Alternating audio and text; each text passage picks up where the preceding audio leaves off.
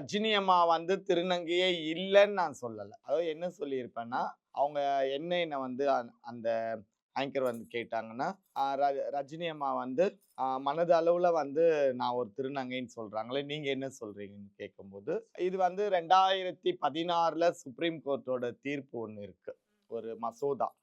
அதாவது ஒரு திருநங்கை வந்து நம்ம மனசளவுல உணர்ந்தாலே வந்து பெண் தன்மையை உணர்ந்தாலே நம்ம திருநங்கை தான்றது இருக்கு. அத கண்டிப்பா நாங்களும் வரவேற்றோம் தான் அந்த நேரத்துல. இப்பவும் நாங்க அதெல்லாம் வரவேற்கிறோம். ஏன்னா அதெல்லாம் ஓகே தான். அவங்க மனசளவுல திருநங்கைன்னா, நான் மனசளவிலயோ, உடல் அளவிலயோ நான் திருநங்கைன்னு சொன்னேன்.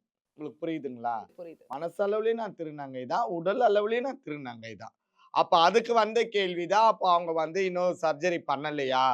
அப்படின்னும்போது நான் சொல்றேன், "அத நான் வேற சொல்லணுமான்னு" அவ்வளோதான். இதுக்கப்புறம் நெறைய சர்ச்சைகள், நெறைய பிரச்சனைகள்லாம் போச்சு. ஆனாலும் வந்துட்டு நான் என்ன சொல்றேன்னா, நீங்க மனசளவிலயோ, உடல் அளவிலயோ எந்த அளவுலயாவது நீங்க திருநங்கையா இருந்துக்கோங்க. அது உங்களோட பெர்சன் நான் வரல. ஆனா திருநங்கைகளோட வலி வேதனைகள நீங்க பேசக்கூடாது. அந்த ஒரு ஆணுறுப்ப அகற்றும்போது அதுக்கு உண்டான வலி, அதுக்கப்புறம் அந்த 40 நாளு நாங்க படுறது, ஒரு சர்ஜரி பண்ண எங்களுக்கு கண்டிப்பா, தானம்மா தெரியும் கண்டிப்பா. அதோட ஃபீலு. கண்டிப்பா. அப்ப இத பத்தின டீட்டெயில் கேட்கும்போது நான் சொல்லி தானம்மா ஆகணும். அத தானம்மா நான் இந்த சொன்னேன். வலிய இதுல அவங்க அனுபவிக்கலன்னு சொல்லியிருக்கீங்க. அப்ப இதுல வந்து நான் அவங்க மனசு கஷ்டப்படும்படியோ, இல்ல அவங்கள வந்து நான் இது பண்ற மாரிலாம் நான் பண்ணல. ஏன்னா உண்மையில ஒரு வலி வேதனை சர்ஜரி பண்ண திருநங்கைகள போய் கேளுங்க. அது மறுபிறவி. ம், ம். மறு ஜென்மம்னு கூட சொல்லலாம்.